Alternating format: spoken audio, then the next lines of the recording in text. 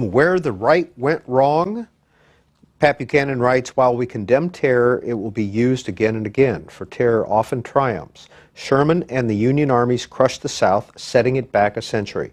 But they were victorious, they freed the slaves, and they are lionized. Hiroshima and Nagasaki convinced the emperor that unconditional surrender was preferable to the alternative. The IRA, the Viet Minh, the ANC all used terror and all prevailed. And innocent bloodshed in the revolution is quickly washed away in the exhilaration of victory. So how do you fight terror? Or don't you? Well, I think those things are right. One point there clearly is terror works. What was Hiroshima and Nagasaki other than state terror on the part of the United States, burning to death 120 million old men, women, and children in order to break the will of the enemy in wartime? Dresden, it seems to me, was an act of state terror. What Stalin, I mean, much of what Stalin did was state terror. Terrorism is the weapon of the weak.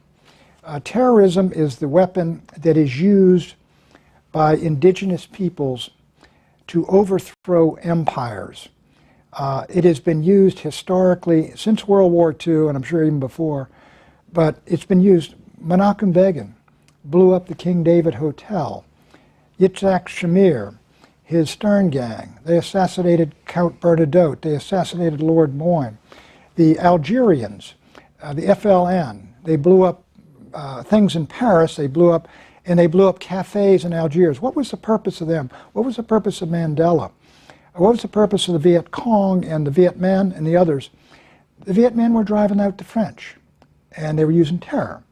The FLN used terror against the French. Mandela wasn't sitting in at lunch counters, he was blowing up passenger trains. Begin, he's blowing up the King David Hotel. What? Get the Brits out. Get out of our country. Terrorism is the price of empire. They are over here on 9/11 because we are over there. If we have not been over there, in my judgment, they would not be over here. Now we hear all this, I heard Mayor Bloomberg this morning. I don't know about this, what happened in Times Square, but they're attacking us for our freedom, they say. They don't care. They're not sitting out there in the caves of Afghanistan, stumbling on the Constitution and the Bill of Rights saying, holy smoke, do you realize these Americans have freedom of religion? We have to go over there and kill them? They want us out of their countries and out of their region because they want to impose their rule on their countries. And the United States is the chief power preventing that. Now, maybe that's good, but in my judgment, empire is not worth the price, and the price of empire is terrorism. Take Iraq. Not a single act of terrorism I know of, say from 1980 to 2002 or 2001, was a single Iraqi involved in. Why are they killing all our people in Iraq? Because we are there. And so this is the weapon they have.